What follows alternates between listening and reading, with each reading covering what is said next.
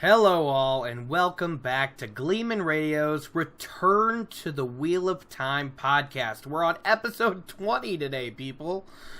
Today we'll be covering chapter 19, Shadows Waiting. In this chapter, Matt decides it'll be fun to explore Shadar Logoth, because, what's the worst that can happen?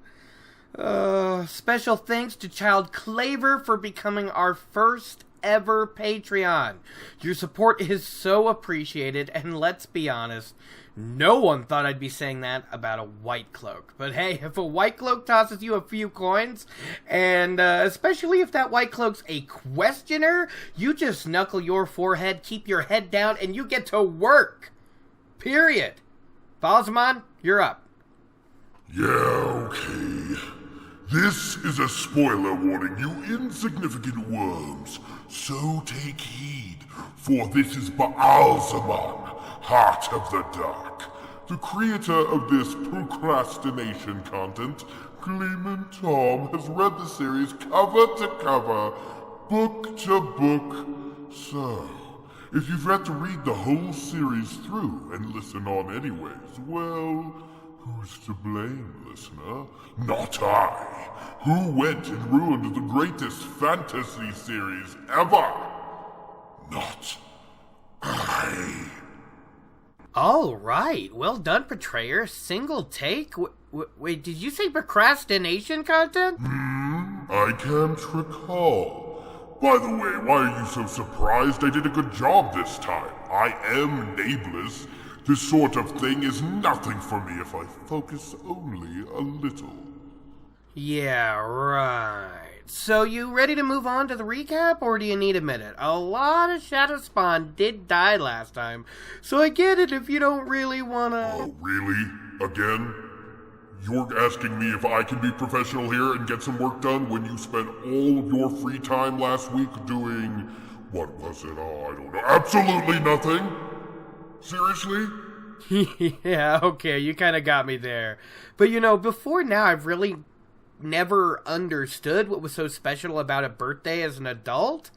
As a kid, I get it's about celebrating growing up and another year passing, but now, until recently, I really didn't get it. What exactly was that?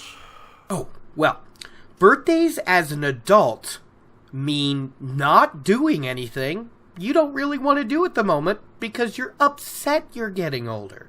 So you just take that week to throw a big pity party and, do nothing you don't want to do. It's great. It's really great. I like it. That might be the single most lazy excuse I have ever heard. God, get your life together, Gleeman. You don't even really have that much on your plate. I am the highest among the chosen. Okay, I delegate to countless shadow spawn, alright? And they're stupid as hell. And the Murdral, they're sassy. They never stop. The moment you turn around, it's... you are pathetic, Gleeman. You really are. Yeah, well... I'm not exactly denying it, are I? I'm not proud of it, but that's what I did. It really was only supposed to be a day or so, like in the front of the week. My birthday's on the 10th, but it just kept going because I just got so distracted. And what per se could keep you busy like this for an entire week? Seriously. I listened to this Harry Potter podcast called Unspoiled, and I've actually made it, all the way up to book 6 right now. It's crazy. It is very good. There was one chick who's read it multiple times, and one lady who had never read it before watched the movies, so it was really fun to see them interact throughout the whole thing. Plus, I got myself a PlayStation Classic for my birthday, and also, would you mind saying this? I'm writing it down for you. Piracy stick. What's a piracy stick? Oh, yeah, when you say it, it really doesn't sound that good. But Baalzamon, a piracy stick, is something you should never buy. It's something you could stick into that PlayStation Classic, and it gives you 101 extra games, but it is not, as far as I know, licensed by Sony, so it's definitely not something you should by and play for like an entire week. Seriously, Gleeman? Are you using me as a scapegoat for your misdeeds? Wow. I mean... What? No, it's just... The piracy stick, it's no good, even if it gives you a whole bunch of Final Fantasy games, and Breath of Fire games, and Need for Speed, and Gran Turismo, and Tomb Raider, and Legend of Legaia. I mean, who cares about all that stuff? Or Diablo 1. It's not like I had all these games and only played Diablo 1 for an entire week. Yes, I did. I only played Diablo 1 for an entire week, and it was crazy good. I had a great time. Listening to that podcast, and then running through the dungeons, never ending. It was great. I apologize, but it was great. Oh, well, that's great. Good for you, Gleeman. Your excuse has finally been expressed to the audience. Everybody forgives you now. We all feel better. Is that all you wanted to do here? Because if you're trying to, like, cop out because you feel bad for not posting anything, this really isn't going to help. Oh, no, I don't expect anyone to forgive me for that. No, I'm double dropping chapters 19 and 20 today to make up for that. All of Shadar Logoth, no waiting. Well, there might be a little waiting between the posting, but it's all going to be out on Monday, so... Yeah, when you're ready for the recap, unless you want to skip out, it's fine. I wouldn't really want to talk about my defeat either. Okay, really? That's the second time you've tried to goad me about the Trollocs and Murdral dying, like I'm supposed to care. Don't worry about my feelings from the last chapter, Gleeman. Those deaths were necessary and unimportant. Your heroes killed some Trollocs and a foolishly overconfident half-man. What a great loss. The dragon and his fellows struck and then ran again. The casualties on our side were like drops in a bucket compared to the ocean of Shadowspawn at my disposal. Why do you think the boy-girl's visions always show us as this overwhelming shadow, and the dragon and his allies are mere fallow fireflies and sparks, struggling not to be devoured by the darkness? Because it is us who will win this war in the end, Gleeman. It is all inevitable. I don't know why you always have to make this thing weird. Why? The Aes Sedai and the stone-faced Borderlander have done well. They've proved themselves worthy prey. I don't get that often. However, it is far from over. Your so-called Aes Sedai performed impressive feats for one of her generation. However, it still took all she had to kill some Trollocs and forestall the Murdral. With enough time, she will be no threat. With enough forces, she will be overcome. She even had to run to that place in order to escape from me. Oh, yeah, sometimes I forget you're crazy from 3,000 years of life, Oh, you forgot to talk about Mat shouting in the old tongue, or Nynaeve trying to prove she's useful to everybody. And, hey, do you really think Mat is Aemon reborn? Because that battle cry he shouted was Aemon, the last king of Manetherins, war cry. You forgot I was crazy. Okay. Well, he might be. Who knows? It's not like it matters. I thought this Moraine was intelligent, but taking that trickster into that place proves otherwise. Yeah, taking Mat into Shadar Logoth is not the best idea, but what else choice did she have? Who knows? It could have even been Ta'Veren tugging to make this happen, Maybe he always needed the dagger. All I know is Shadar Logoth is some good stuff. It's creepy, it's wonderful, and I love it. Wait a second. You haven't called it Shadar Logoth once. You always keep going, that place. Are you scared of Shadar Logoth? Me? Scared? Ridiculous. I simply cannot stand that Mordeth. Insufferable man. Do you know that people try to compare him to me? It's all due to that time I was Hawkwing's advisor and counselor. He showed up in a similar way and quite literally helped create a new big bad. Big deal. It was pure accident anyways. It was not like it was literally him. Him? Better than me? Laughable. why don't you just get on with your damn podcast? I'm expecting a few friends here soon, and I must greet them personally. Here, Chapter 19, Shadow's Waiting clip of the day. Let's get a move on. Yeah, Ballsmon, make sure you come back in a couple hours, because we have to record the Double Drop podcast, and maybe even a commercial for our Patreon. So you need to come back.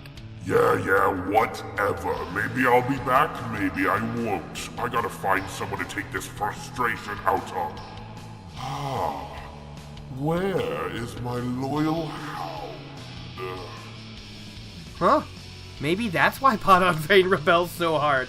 But still, that damn peddler deserves it. He deserves it all. Well, you heard the betrayer. On with the show. Here's the clip of the day. You don't have a shadow. A goblet fell from Matt's hand with a crash. Mordeth nodded, and for the first time, his fleshy eyelids opened all the way. His sleek face suddenly appeared pinched and hungry. So... He stood straighter, seeming taller. It is decided. Abruptly, there was no seeming to it. Like a balloon, Mordeth swelled, distorted, head pressed against the ceiling, shoulders butting the walls, filling the end of the room, cutting off escape. Hollow-cheeked, teeth bared in a rictus snarl, he reached out with hands big enough to engulf a man's head. Suddenly, an agonized scream shivered in Rand's ears. Almost sobbing, he managed to inhale at last, just as he got the sword out of its sheath. Cautiously, he got to his feet, wondering which of his friends had given that scream. Perrin looked back at him, wide-eyed from across the room, crouched and holding his axe back as if about to chop down a tree. Matt peered around the side of a treasure pile, clutching a dagger snatched from the trove. Something moved in the deepest part of the shadows left by the torches, and they all jumped. It was Mordeth, clutching his knees to his chest and huddled as deep into the furthest corner as he could get. "He tricked us," Matt panted. "It was some kind of trick." Mordeth threw back his head and wailed. Dust sifted down as the walls trembled. "You are all dead!" he cried. "All dead!" And he leaped up, diving across the room. Rand's jaw dropped, and he almost dropped the sword as well. As Mordeth dove through the air, he stretched out and thinned, like a tendril of smoke. As thin as a finger, he struck a crack in the wall tiles and vanished into it. A last cry hung in the room as he vanished, fading slowly away after he was gone. "You are all dead." Alrighty, folks. Seriously, welcome back to Gleeman Radio. This is so exciting. For those who skipped ahead, because sometimes I do these long, dumb intros, we'll be doing Double Drop today. So we're going to be doing chapters 19 and 20, separate videos. But yeah, so we're going to be doing all of Shadar Logoth and leaving. We're going to end up on Baal Domon's ship. It's great. It's great. I'm so excited. But I gotta admit, I'm a little bit worried. I look at my notes here, and it says I'm on the bottom half of page 158 out of 206. And I'm like, shit, I took about as many pages of notes as there were in the chapters. It was crazy. So, as we get into the city of Eredhall, that's how the chapter begins, we get a lot of descriptions, and we get it. It's big, it's broken, it's abandoned, but it's still somehow grand, right? We get all these descriptions of the city: long streets lined with pillars, huge marble buildings, fountains, and towers, and yeah, it's big and grand, and even in ruins, leaves quite an impression on our young Two Rivers folk. Yeah, we get it. Wow, I'm sorry. I get a little mad at the descriptions because they're so good and they're hard to explain in the podcast without, reading directly from the novel. And I want to do that on certain, exchanges between characters, not, what places look like. Plus, as a aspiring writer myself, I'm really bad at it, so I get jealous. Eredhall, or the city formerly known as Eredhall, it's very impressive. Yeah, I love it. I also love how Rand is kind of grumbling in the back of his head, and I love the phrasing here, Tom must have been laughing up his sleeve at them, all gawking at Barillon, and he's like, Moraine and Lan too, but for a Gleeman to be laughing up his sleeve, that just, I really enjoyed that. Lan leads them through, and he picks a white stone building twice the size of the last inn they stayed at. And it's like, this is our campsite, this is where we're going to be. And he carries Moraine inside because she's still so damn tired from the battle with the Trollocs and Fades. Remember her awe-inspiring work? And he's commanding the Two Rivers guys, like, you go hobble the horses in the room in the back. Okay? Move it, farm boys. This isn't the village green. They're just like, wow, okay. Yeah, thanks a lot. We're really tired. We only got like an hour of sleep. You know? Nynaeve and Egwene immediately dismount and follow the other two inside. Nynaeve clutching at her herbs because she's going to go help Moraine out. And I can't honestly tell if Tom is amused or irritated that he found himself included in the warder's command, right? So he kind of climbs slowly off his horse, knuckling his back from the long ride, and he's like, you know, I'll do it, but I'm going to take my time about it. And when he does, he takes the reins of Moraine's horse inside and tells the Two Rivers boys to follow, which is good because they need to be taken in charge. They're not making good decisions, and they're going to make worse ones in this chapter. Oh, I cannot believe it. So they started to walk in, and they find Nynaeve arguing with Lan, except Lan wasn't arguing. It's just Nynaeve. I can't tell if she's trying to justify her actions in regards to the fact that she's tending to Moraine, or she's like half using it as an excuse to talk longer with Lan. I know I keep bringing that up and it's weird, but she's goading him and poking at him, and you know what I mean? She's talking over Moraine's head. I don't know. Maybe Nynaeve likes to hear herself talk, but it's just the way she was going about it. She's like, yeah, I don't like her, but I'm going to treat her anyways because that's what wisdoms do, blah, blah, blah, blah, blah, and that should have been it. But she goes on for no reason. And she's like, the truth is, your herbs can't help her now. And your sword can't help her either. I totally messed up those notes. She said, the truth is, my herbs can help her now, and your sword can't. So, like, step off, Lord of the Seven Towers. And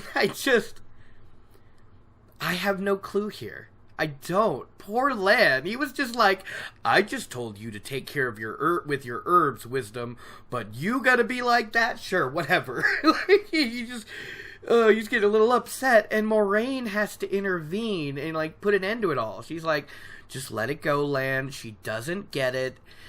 And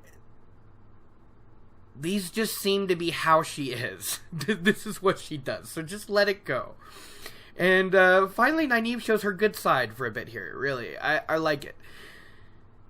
There is much I don't know. What thing is this? I mean, she wouldn't admit that later in the series, because she kind of got to keep herself angry, and she can't be sensible. But, like, I love it. She doesn't do that much anymore. She has to keep that temper up. Moraine's like, I just need to be asleep, and I'll be fine. And I gotta admit, Wisdom, you're proving yourself more useful than I thought. But she doesn't really answer the Lord of the Seven Towers thing. And Rand doesn't really hear any more of this conversation anyways, because he's, like, on his way through with the horses. And he follows Tom through, and Rand and Tom and Perrin settle into their work of, you know, unsaddling the horses, rubbing them down, you know, making sure they're fed and all that. But Mat's not doing that. Mat decides to snoop around a little bit and check out the surroundings.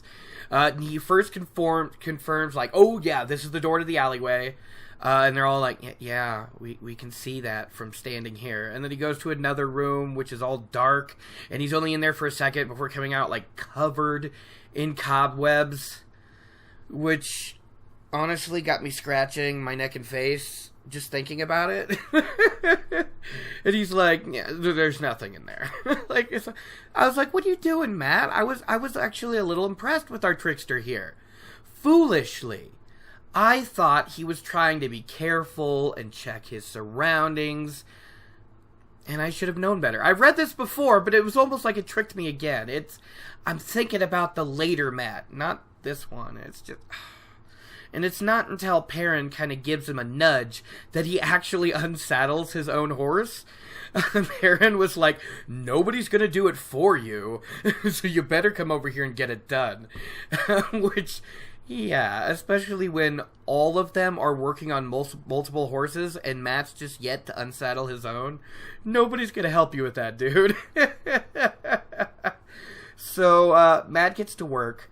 But Rand notes he looks unhappy, or deep in thought. And he's like, what's wrong, dude? Are you okay? And it takes a few questions. And it takes a few, like, hey, dude, before Mat, like, what's going on? And he's like, oh, I was just thinking. And Perrin keeps giving people crap. He's like, thinking? Wow. You? That's a surprise. And I'm like, geez, dude. Why are you giving Mat so much shit? Perrin is just... I don't know what's wrong with him right now. Maybe he's a little irritable, and he's more willing to poke at Mat than Rand, but, like... And there are some, I think, that think Perrin is stupid because of his whole, I'm not stupid, I think slowly. But I think he's actually a pretty intelligent guy. Very street smart.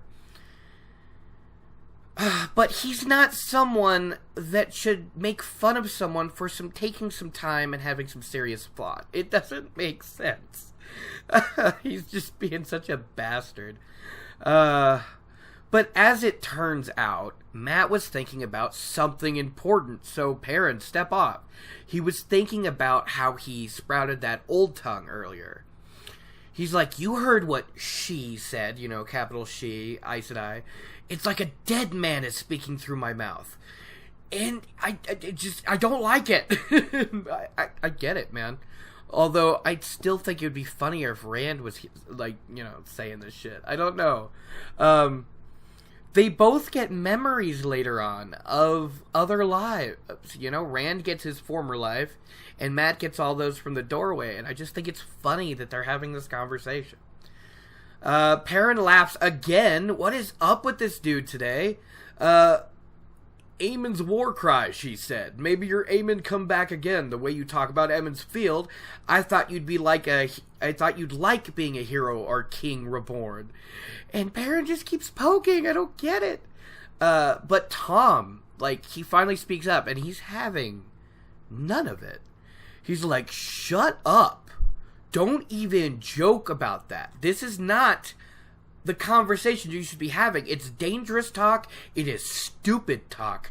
Because it can happen. And it's not something to be taken lightly. Yeah. In this reread, I'm starting to think Tom definitely suspects there might be some dragon at play here. I believe he has read the prophecies, so maybe that's why he's, so quick to jump on them. Plus, they did bring up all those false dragons before, so about the dream. Yeah, Tom definitely knows.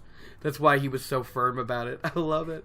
Also, I like that Tom has to take these deep, calming breaths before he explains the difference between being reborn and the old blood. The blood boy, not a dead man. He'd heard of it before, but he just never expected to actually encounter it. Besides, according to the Gleeman, it's just a matter of his roots. He's like, be happy.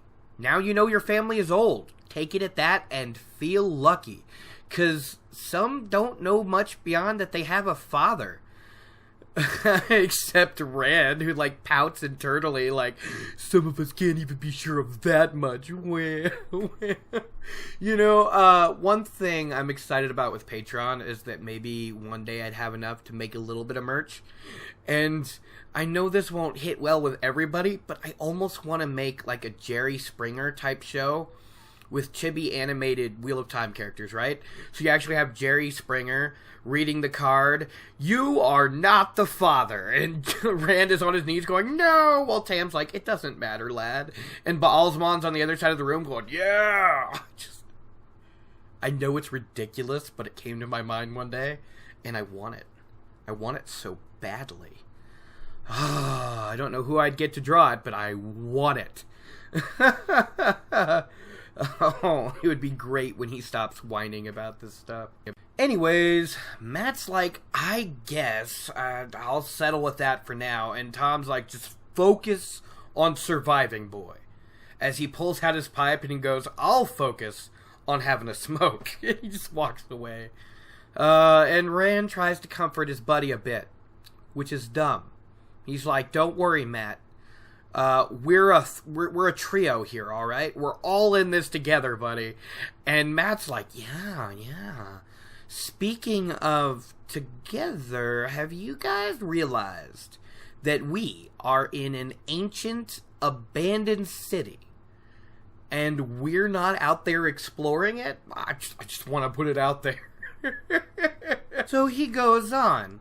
Yeah, there's no people to jostle them and look down their noses at them. It's not too loud.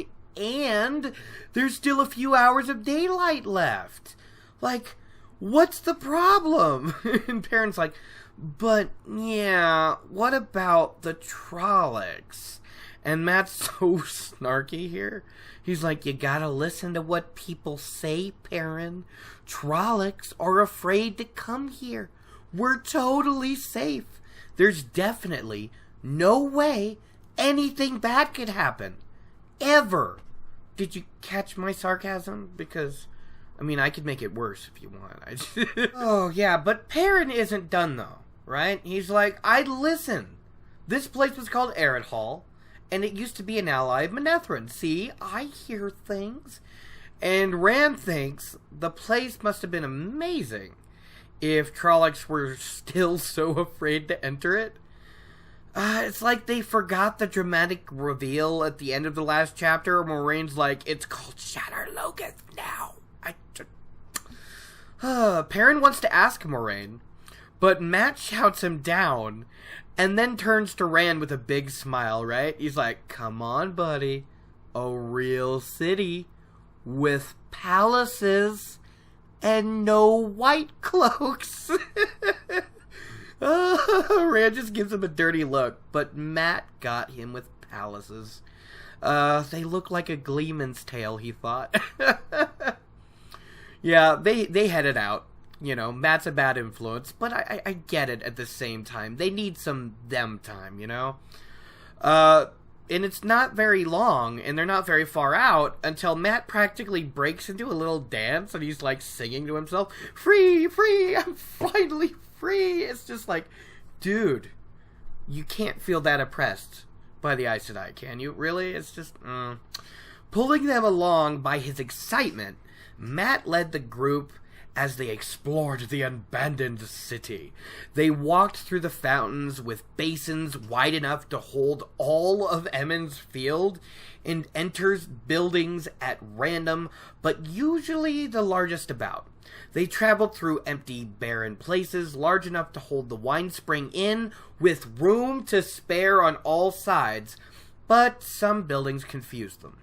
Perhaps it was simply me saying large barren places instead of large barren palaces that, like, made it more confusing. I don't know. So yeah, there were some they found really confusing. A building shaped like a large dome and only holding one big room inside, and apparently large enough for not only all the people of Emond's Field, but for the whole Two Rivers population. That's pretty big. I actually guessed it was like a large dance hall. From what we've learned of Wheel of Time history, Matt remembers a lot of dances for a soldier, right? Or a general or a young lord. I'm just saying, like, his memories are always related to battle, but he has just as many dances in his head. You know what I mean? I think it was something they did to raise spirits during the Trolloc Wars and stuff. And there was another place that that mystified them. It was a large walled area surrounded by benches. I would have guessed it was a theater or possibly a place to test fighters or take the test to earn the Blade Master title. it was a city in the Trolloc Wars. So, like, that big outside arena, I always thought it was ways to entertain the people, or even the local, lords and magistrates and all that shit.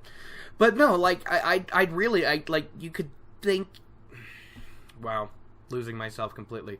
You can look at something like that and tell me you couldn't imagine in a city like Manetheren, places outside where young warriors kind of sparred in public places, to, like, say, the people would be like, wow, these are our warriors, and they go out and fight those monsters, and oh, they're pretty good, and it just seems like something they would do during the Trolloc Wars, and that's just what I thought when I looked at these places. But, after a while, they were getting tired of finding nothing but dust and just looking at big empty buildings. And Rand and Perrin, they want to go back because they're exhausted and only got like an hour of sleep the night before. But Mat's clinging to this rare chance of freedom, and he really doesn't want to let it go. And he keeps asking if they'd like to climb the towers, or, ooh, maybe they can find some treasure. It's just... I honestly do like these scenes of the boys just having a little adventure. If it weren't for the creepiness of the place, the city itself, or the stress from the Trollocs and what the Dark One wants from them. But other than that, when you see these scenes, or read these scenes, you can kind of get the idea of what their trips to, like, the Mountains of Mist and stuff were like back in the Two Rivers. Like, just them going out and exploring, and maybe Mat was the one always leading them along, but I always kind of liked that. But it's just, there's an undercurrent of just everything's wrong, and they shouldn't be doing this right now. So otherwise, it would be so much cooler, but instead it's creepy, and you're worried for your characters the whole time, and you should be, because that's when Mordeth arrives. I honestly can't figure out how the boys let themselves fall into this bullshit. First of all, the guy comes out really sketchy, right? Not to mention, the guy's name is Mordeth.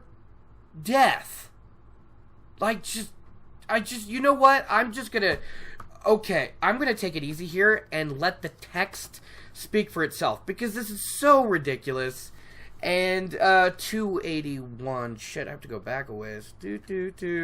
Okay, here it is. This is where the guy comes out, because Mat's like, we should climb the towers at least if we're not gonna look for treasure, right?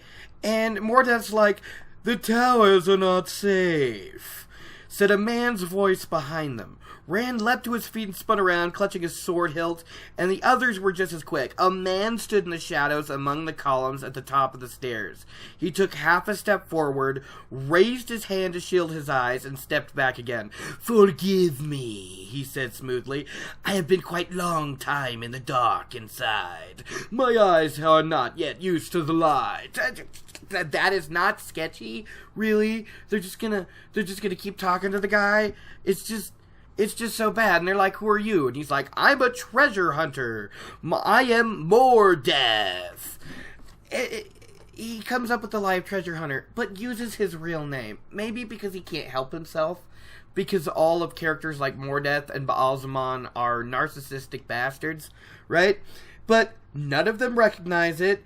And when none of them give any sign of doing so, he actually kind of mutters to himself under his breath, like, it's disappointing.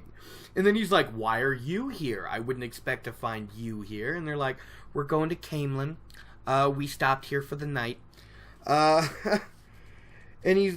Matt's like, have you found any treasure? And he's like, I have. More than I expected. Much more. More than I can carry away.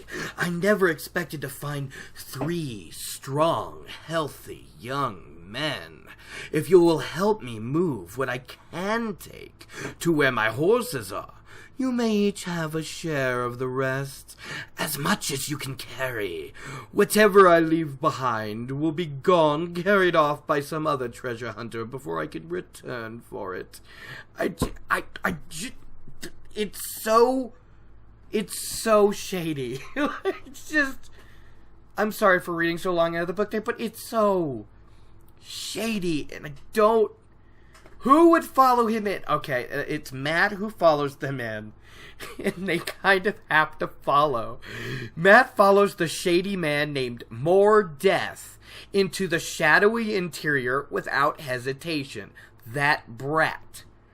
And of course, Rand and Perrin, the responsible, stable ones, are like, well, we can't actually leave him, and we gotta make sure he's okay, so they both put a hand on their weapons for comfort and follow him in. And it's just... God damn it, Matt. This is not the stuff that helps me out. When first-time readers are going through the series, and then they look at you and they're like, you said, Matt was your favorite character? Really? And I'd be like, well, yeah. And he's like, well, I'm on book 2, and now I'm on book 3. And, no, I'm on book 2, right? And he's like, I can't get into it. No, just one more book. I don't really know if I want to. Just one more book. He's not going to be that great. He is! It's just... It's very frustrating when he does stuff like this, because he makes you so mad. All of them. Rand and Matt and... No, what? Perrin's fine. Perrin's doing fine, other than being a little bit of a bastard to Matt earlier. I'm lost for words. And Mordeth takes the lead with a not at all creepy, come, I'll show you where the treasure is. Yeah, because that's how that goes. And nothing bad'll happen at all. Oh, Mordeth is okay. You know what? I think I know why Baalzamon left. I forgot how just awful he was. So he takes a narrow spiral staircase down, until there was no light at all, and they were getting a little nervous, but it didn't seem to bother the scary little bald man, did it? No.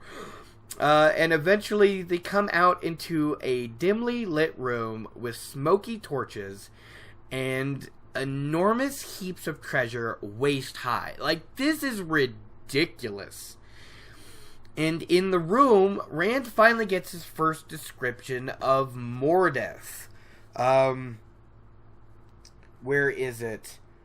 Mordeth was a sleek, somewhat overfed man with drooping eyelids that made him seem to be hiding behind something and staring.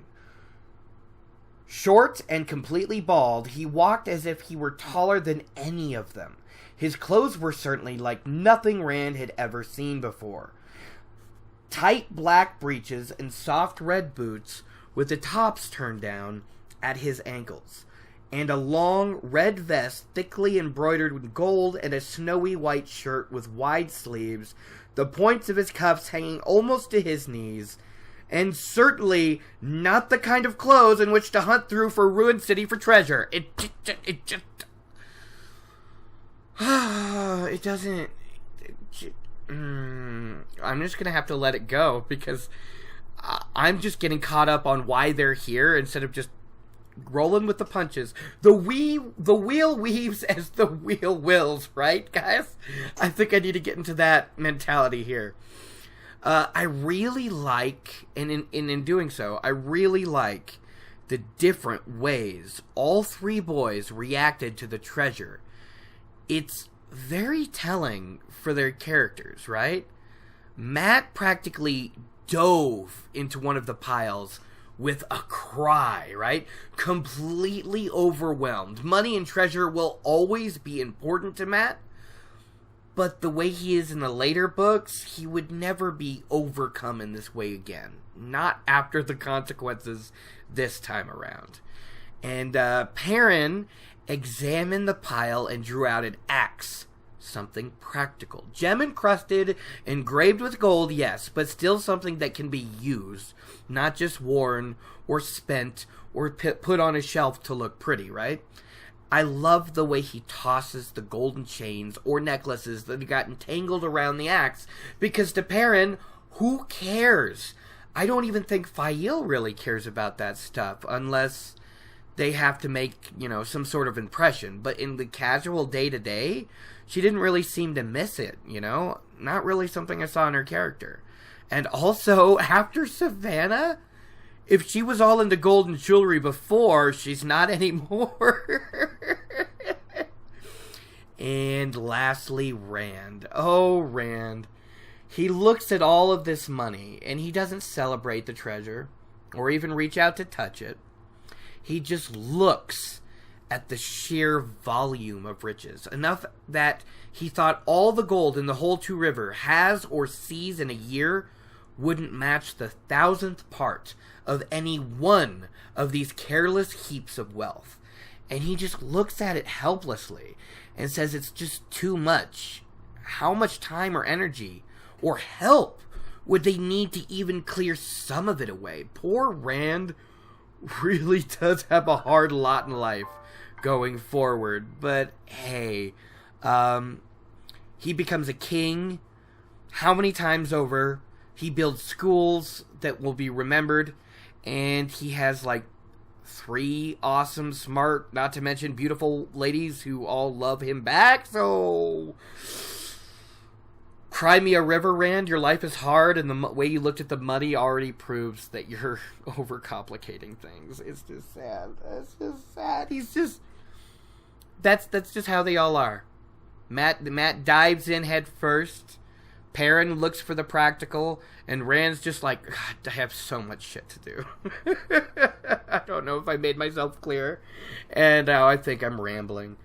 Oh, I hope this podcast is good for you people, because I'm like halfway through notes for this one, and then I have to do the next one. Yeah, Rand and Perrin both agree it's too much. So much that they might have to wait and help him tomorrow. Besides, once they tell the others, they'll definitely be happy to help. But this is when Mordeth finally speaks. You see, he let them just rush past and look around and just stood around in half shadow. You know, like how normal, totally not creepy evil ghosts do. Not weird at all. But at hearing that there were more people, he gets a bit suspicious. And he's like, "You are not alone." And Matt, totally drunk on the treasure, doesn't think before he talks, like the Gleeman, the Warder, the Aes Sedai, his friends, and myself have repeatedly warned him. Yeah. He says Moraine, Land, and Nynaeve and Egwene, they're all going to Tar Valon. Now, upon hearing this, it's not a huge surprise to find that the totally not creepy, obviously not a ghost man whose name is Mordeth, is unhappy to hear this.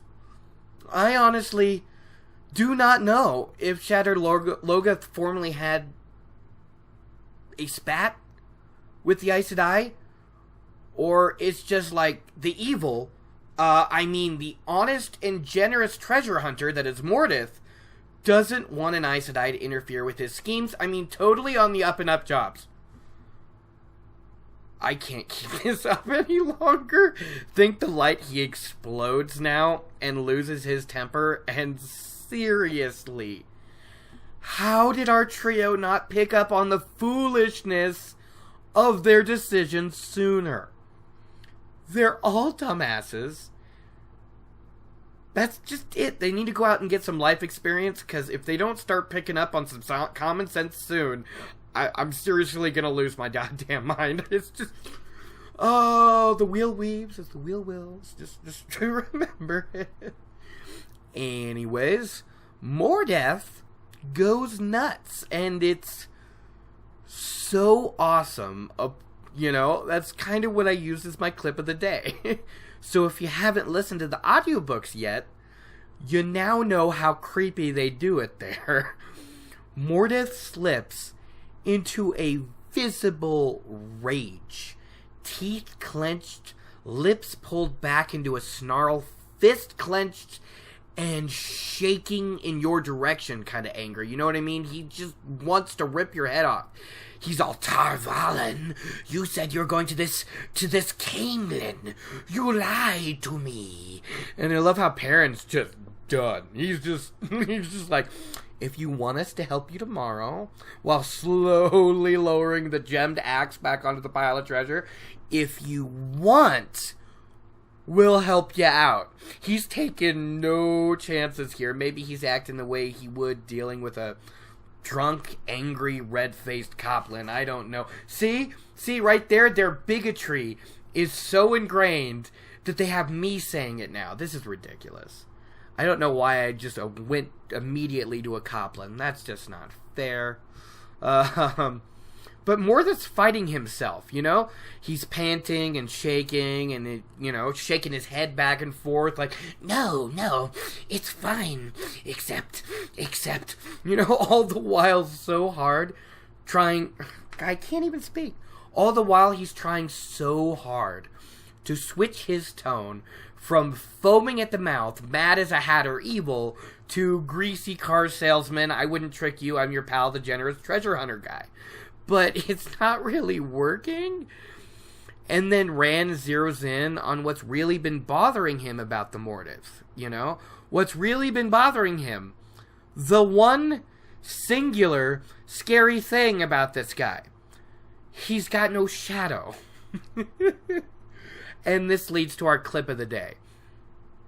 And Mordeth's like, yeah, can't do anything else now. It's decided. And he expands like a balloon until he filled like half the room. And he sent like one monstrous hand reaching for the boys as they shouted and threw themselves backwards into the gold and jewels and everything. But as suddenly as it appeared, the giant form vanished. And Rand, almost sobbing, finally yanks his sword free. And in his panic, it gotten all tangled up in his cloak and he couldn't remove it. And oh man, Perrin had his axe out. Mat had a dagger he had snatched from the pile. The dagger. They looked around with wide eyes until a mad, agonized scream and crying pulled their attention to Mordeth wedged in a corner, his face in his knees, and he's like rocking back and forth and ragged sob, and he's like just screaming that they're all dead, and then he like leaps out and stretches out and thins into a tendril of smoke that kind of probably is part of Shadar now that I think about it. Before disappearing into a crack in the wall tiles with a final, you are all dead. But again, clip of the day. But it's still creepy as all hell. It's wow. Wow. Like, I get that they're scared. All three are terrified. Mat's yelling they've been tricked, and Perrin and Rand clearly just want to go. But Mat doesn't want to go, because he doesn't want to abandon the treasure. And Rand and Perrin are having none of this. And Perrin announces that they don't want any of this treasure, raising his voice to the walls. You can keep it. It's yours. We don't want it. And they both glared at Mat as he just soundlessly gestured to all the just riches around him. And then they're like, no. And they each take an arm and drag him away. And poor Mat just doesn't want to go. And I'm just like, I can't understand this scenario, because I don't think I'd go murderous nuts or, helplessly, overcome by greed. I don't think I would. I'd be like, oh, that's cool. Maybe I could slip a few in my pocket. But in the end, that would prove bad too, because, cursed by Shadar Logoth. So I just don't get why Mat's crazy about it. It's just not something I can understand. But he just wanted some of that money. He doesn't want to go home and milk his Da's cows anymore. But about 10 steps down the hall, the light began to fail, you see, because the torches in the treasure room were going out. And they didn't have to drag Mat any longer. He ran as quickly as them as they rushed for the exit with the darkening closing in behind them. And it's just darkness closing in behind him. Did it say darking? What the hell does darking mean? Wow. So yeah, they're running, and all they can think to do is shout in the darkness in hopes of warding off whatever may be lurking out there, and to remind themselves they're still alive. They're just scared, okay? They saw a ghost and it expanded, and they're just not dealing with it well. I suppose it really is a good thing that they did run out so quickly. I mean, who knows what terrifying things you could meet in the dark of Shadar Logoth. We only ever see Shadar, but I always think that, there's other things in there, we just haven't seen them. Or like that, there's other ghosts other than Mordeth and stuff like that. I don't know. It's just scary. I mean, what are those Watchers, right? We haven't got there yet. They tumbled down and fell into a bruised pile in the street. Rand untangled himself and picked up Tam's sword, and he was looking over at the horizon, and the sun was low. And they're like, okay, we gotta get home. We gotta get back now. I don't know why he said home. And Mat's like, well, yeah, at least we got out of it. At least I what, Matt? Still have the dagger. I'd tell you to go drop it or throw it back into the building, but who knows how much of it has to do with your luck power. I mean, even more how it would affect Tarman Gaiden if you threw it back. I want you to, but Perrin doesn't think they're safe, though. They could feel watching eyes from all the buildings around them. That's what I meant, the Watchers. I really think there's other ghosts than Mordeth, but I don't know. Maybe even Mordeth can't do anything but possess them or scare them or drive them nuts. I don't know. I think the only thing that can kill in Shadar Logoth is Shadar, but I'm not sure. Maybe everything else just drives you crazy. I like how Rand recognizes he's the main character here and gives the others orders because they're all scared and not really doing anything. He's like, we stay in the middle of the street. We stay out of shadows as much as we can, and we walk fast. And Matt's like, walk very fast. At least he's got a bit of sense back. We need to get back, man. We need to get away from this craziness. Rand felt the eyes following them, or was it just that there were more eyes for the watching, and he didn't know what was worse? Countless eyes watching him in some sort of dark anticipation, or just a few following them with dark intentions? They ran through any shadows they came across their path and shouted loudly as they ran through the shadows to scare away whatever may be lurking there too. I know I may laugh a lot during this podcast and poke fun where it doesn't necessarily need to be had, but these moments, they're honestly a bit tense. Whatever this place was, it's dangerous, and the boys finally know that now, and they want to get safe. So when they reached the white building, which was their camp, within like steps, at one point the eyes were there and then the eyes were gone. And then they just kept going into the building. And what they didn't know is that was Moraine's warding, and I kind of like it. They all kind of try to push through the door at once, like they did fleeing the building earlier from Mordeth. And they all fall in together too, which I love. And I love all the reactions here, too. Egwene is startled, but tries to give them a dirty look anyways, and she doesn't really pull it off because she was so startled. Tom's still smoking his pipe, and he just looks at them for a second and calls them fools. And Moraine loses a white-knuckled grip on her skirts. Even though she was outwardly calm, she had obviously been a bit worried. And finally, my gal Nynaeve, who'd been worried sick. Oh, yes. She is bristling from head to toe. Her eyes are glittering with rage. There's spots of colors in her cheeks. And she just starts in on him at once, and it's glorious. She's like, you wool-headed witlings. Oh, you just wait, you son of a... I just love it so much. And then she's all looking for, she's all like, lands out there looking for you, and you wait till he gets back. And if he gives you each a thump for being dumbasses, I guess you got off lucky. This reminds me of my road trip dad joke from the last episode.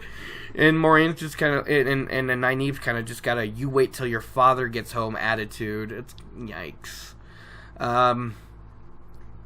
Moraine's all cool, though.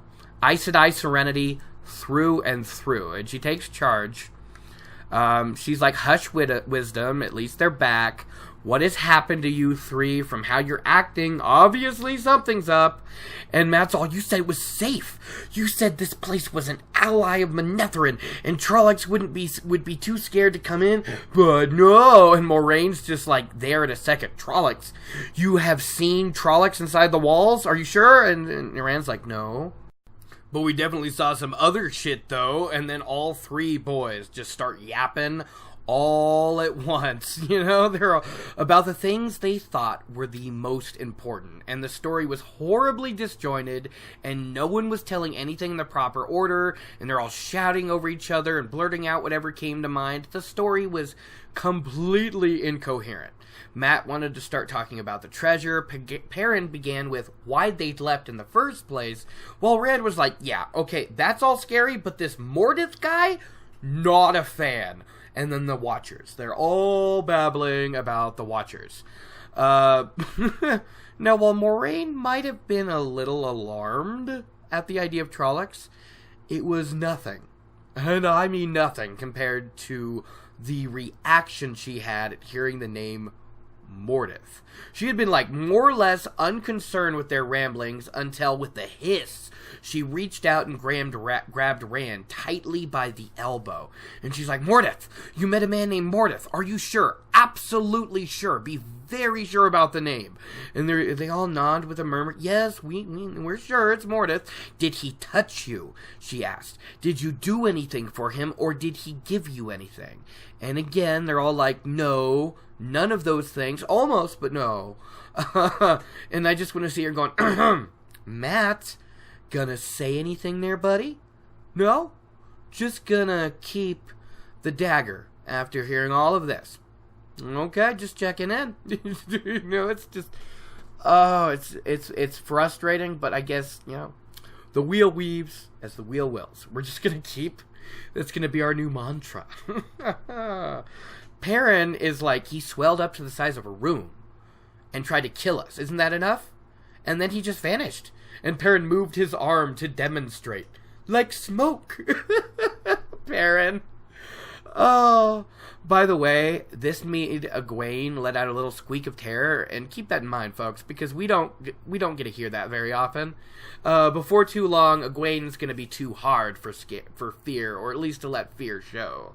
But Matt's being petulant. He's like, safe, you said. We were gonna be fine. Ooh, but Moraine's like, dumbasses. If you hadn't gone running off without a thought in your head before I could explain it to you, this wouldn't have happened. Only idiots who don't think and would just run off to explore a place that Trollocs are afraid to enter. And Nynaeve just brings it home with a, yeah, it's probably Matt's doing. He never had much sense, and the other seems to lose what little they have whenever he's around. Oh man, Nynaeve is harsh sometimes. Not untrue, not lying, but harsh. I love Nynaeve. You know, though, her Matt's doing does have, like, a place in truth. I don't know, at least from my personal experience. You take someone who's been, let's say, acting as what you would call mature, okay? They've got their life together, they're getting shit done, right? But then, suddenly, their, like, best friend comes to visit, right? And then, all of a sudden, this guy who has maybe possibly even a doctorate is sitting with his best buddy on the couch, and fart jokes might be funny. And then you add in, like, another sibling or another very old friend, and you have them all three together, and the maturity can really drop to 12 to 13 years old. It doesn't matter who you are. You can sometimes regress when you're around these people. And it just comes to seem like that's what happens with Rand and Perrin with Mat. Like, he kind of makes them less reactionary. And I'm just saying that's a thing. Like, you know, I've experienced this in real life. But when it comes to Mat, here in the books, it's just that he's the most proactive character among them right now. Rand and Perrin, right now, are just kind of reactionary characters. You know, they have to really struggle before they make a decision. Okay? The story happens to them, and they act accordingly. But Matt's just trying to stir up the pot every once in a while and take the story in his own direction for a while. And maybe the three ta'veren would have been doomed to failure if this incident hadn't occurred, if Matt never got the dagger. You know, who knows? And I just find it interesting, but I also find it frustrating, and I just... if the potential for error and danger wasn't so high, I would have been so much better with their outing. Moiraine actually decides to explain to them now that Aridhal kinda stopped being Aridhal a long time ago.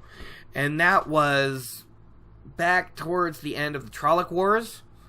An army of the Shadow camped in the city. And when the army simply disappeared, they sent out scouts to discover what had happened. This isn't when they changed. This was just a while back. Aridhal was a mess of blood and broken bits of weapon and armor when the scouts showed up to figure out what was going on. Trolloc script had been scrawled on the walls in blood, prayers to their master to save them, and men who came even later found nothing at all, and that the blood and the messages had been scoured away. But Trollocs and half-men remember still, and fear to enter this place. And that's why Trollocs and Murdoch children do not enter Shadar Logoth unless they absolutely, positively have to. And Rand's like, this is where you picked for us to hide? Like, really? We could have been safer out there running from the Trollocs. Which, it's only more dangerous at night if you think about it, dude. And if you hadn't gone running off... Moiraine says that they would have known she had set wards to protect them from the evil of Shadar Logoth. Wards that a half-man wouldn't have been able to detect until they were standing on top of it. Because the wards off a different evil. And Egwene proves they only half listen when Egwene also questions the name, saying she thought this place was called Aridhal, forgetting that she named the city both ways while entering the ruins of the damned city. But no one, all they heard was Aridhal, Manetheren. They're like, you know what, Shadar Logoth sounds unpleasant, and we're gonna forget that shit now because we're under a lot of pressure. Like, that's what it feels like to me. None of them are remembering Shadar Logoth. It's all Aridhal. And she explains to them, at one point during the Trolloc Wars, well before the army camped in its ruin, Baal-Zaman was kicking ass, alright? And all the people were losing hope. And that is when a man named Mordeth came to Aridhal. And the boys were all like, what?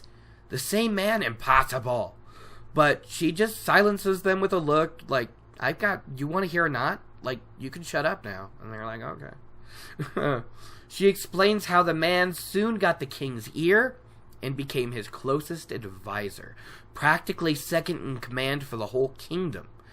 And he sort of went with the idea of fight fire with fire and proceeds to royally ruin the entire people of Aridhal themselves. As time passed, when the men of Aridhal marched to battle, let's just say people started to say better to see Trollocs than the men of Aridhal, and that can't be a good thing, you know. The victory of the light is all. That's the battle cry Mordeth gave them, and they shouted it as their deeds abandoned the light. Oh, man. Oh, it's really kind of a bummer. It's not a great story. You're like, oh, great. I love hearing about more people turning to the shadow. She goes on to say that the story is too long for her to tell now, and that, anyways, the story is fragmented and much of it is lost. But then she goes on to tease it with mentions of this Prince of Manetheren who tried to win back the city for the light, only to end up imprisoned and escaped with like only one hand and fled to the borderlands with Mordeth's unnatural assassins on his heels. Only to meet and marry a woman who was like doomed to kill him and then take her life at his tomb. It's really not fair that the companion doesn't even have much on it either. I looked up Shadar Logoth. I looked up, like, Alcar, whatever his name is, Alcar Althorin. I looked up, like, the lady that, you know, kills him, and I'm just not seeing much. And it's a tease. It's a tease. Some people want side story books on, like, Tam during the Aiel War. That sounds fun. Or Jane Farstrider's Adventures, published for us all at last. That sounds amazing. But to me, this adventure of the doomed Prince of Benethrin sounds pretty interesting too. And sometimes I'd wish Harriet MacDougall and Brendan Sanderson would just get together and consider bringing us some of these stories. But I just don't think it's ever going to happen, because I have heard that Brandon Sanderson said in, like, an interview at one point that they didn't want to feel like they were cashing in on Robert Jordan's legacy by writing all these side stories to the world he created, which I can understand and respect, but doesn't take out the desire to read these stories either, or just make me mad that, like, I got teased with some interesting shit. And then they're like, anyways, here's the basics. I'm like, oh, come on. Yeah, sorry people, back to the plot. So Moraine goes on to say that eventually the evil spread into the very bedrocks of this place, and that at one point, when a Menethrin army appeared to avenge the Prince Alcar, they found a torn down gate and a nearly abandoned city, all except Mordeth and Mashadar. The evil that had consumed Eredhall so much that, like, there was nothing left. Mordeth, Mashadar, empty city, and it was like bigger than Camelot. It just that was bad. It's just bad. So they renamed the city Shadar Logoth, the place where the shadow waits, or more simply, Shadows Waiting, which I really like. It's kind of cool, actually. And title drop, cool. Chapter title drop. She says that Mordeth still resides here, and he has apparently tainted the minds of travelers or explorers with gifts, and that if he was ever able to convince someone to accompany himself to the walls, he could take their body and leave this place to spread his evil in the world again. Whoa. This kind of makes me wonder, how has he not accomplished it before? Just saying, it's just, have there not been a lot of people, or that he only ever managed to do gifts? It just seems like someone as clever as Mordeth would have accomplished it sooner, right?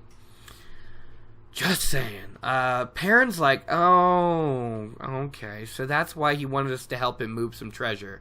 I bet his horses were somewhere just outside the city walls. Yikes, close call. And Matt's like, it's okay. We're safe now, right? You made it safe. Plus he didn't give us anything or touch us, so we're good, right? Which still leaves me wanting to yell, I notice you don't mention taking stuff, right, Matt? Just don't.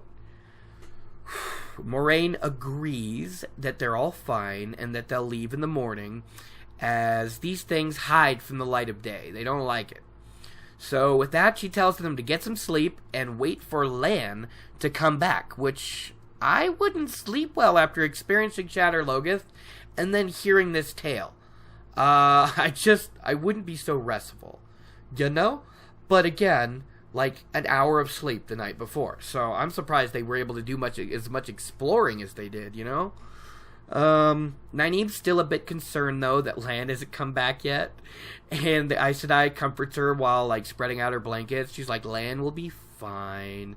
He was pledged to fight the Shadow with a sword placed in his infant hands. So she also says she would know if something was wrong, and if he died, she'd know the way of it just like he would her. Which is the first, I think, mention of a little bit more about the Warder Bond. I don't think they knew this before.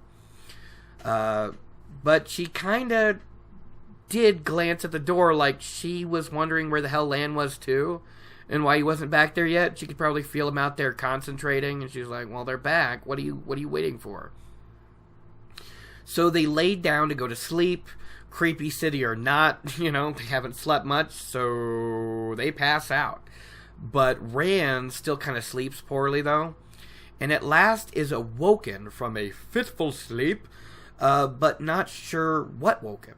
He suddenly felt the wards weren't enough. Couldn't be enough. I love how this is probably his first inkling of being able to sense shadow spawn. I really do. Because he can channel. But of course it's so faint and he can't even sense the source consciously. So he's just all confused about it. Like, why am I awake? Why do I feel uncomfortable? Why do I feel danger? And then Lan slinks into the room, silent and cool and awesome. And Moraine sits up like this. It's described like he had rung a bell in her head or something. So she probably sensed his alertness or something. Yeah, his emotions. I think that's what it was. And he just drops some Trolloc badges at her feet and says, there's Trollocs inside the walls. And not only that, these are Duval, which are apparently one of, the worst tribes of Trollocs. And Moraine is calm and collected and asking simple questions, like how many, how close, and all that stuff. And Lan says it's just one fist being driven by the remaining Murdral. So 100 Trollocs and 4 Murdral. That's, yeah, all terrified and jumping at shadows.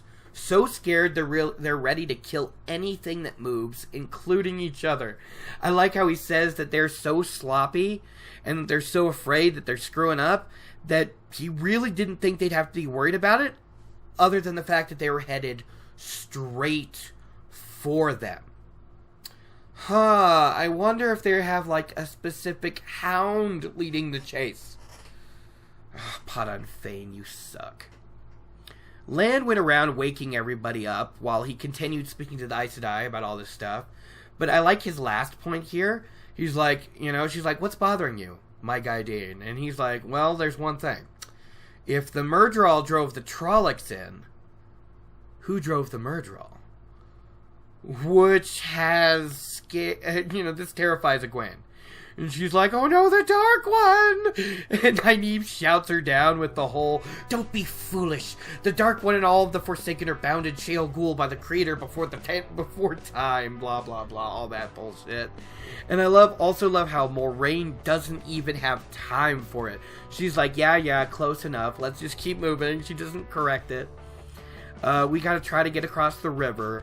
Hopefully we can hail a trade boat or something. If not, now that she's rested and has had some of the wisdom's herbs, she's strong enough to carry out her earlier plan, which is to make a small ward to hold off the shadow spawn while they made a raft across the river. And the Emmons Fielders are just blankly looking at her like, what? What? Why are you talking about the river so much? And Lan's like, oh, calm down, kids. Half men and Trollocs hate deep water, and especially running water. They'd have to push the Trollocs practically as hard to make rafts as they did to enter the city, and hopefully they would make them poorly enough that most of them would drown anyways. But hey, we can't hope for anything. We'll be far away by then. And Rand's like, so once we get across the river, we're safe. And the warder's like, yep, mostly, for a little while. Probably not. I love it. He kind of goes, we'll be better off there. But, that's really kind of how it is, for a little bit. With that, it's time to go. I've finished up. I've got another podcast to record here very shortly. That's the end of the chapter, guys. And it's good, right? I've been nitpicky, but I'm just frustrated about the decisions our characters are making here. And I just, you know what? No wonder Moraine said it all the time. No wonder where the wheel weaves as the wheel wills was her catchphrase. Otherwise, these boys would drive her nuts. It's just crazy. I hope you enjoyed this podcast. I'll have another one out fairly soon. today, in fact, or tonight, or hopefully not tomorrow. It's going to take a while to render and record the next one, too. Anyways, if you guys want to, check out the Patreon. If you want to tell me anything, if you want to have any advice, if you want to give me any criticism, if you just want to say, hey, what's up, you can send any of that to the Gleeman Radio on Twitter, or gleemanradio@gmail.com, or, the comment section of wherever you are. Hit a like if it's available. It would really help me out. And post a reviews on Apple Podcast or iTunes, guys, because I can see that a majority of my listeners are from there, and the more reviews I get, the more people to see the content. So it would really help me out if you could just put something down and be like, he's okay. 3 stars, he's fine. Anyways, take care, guys. Peace out. Bye.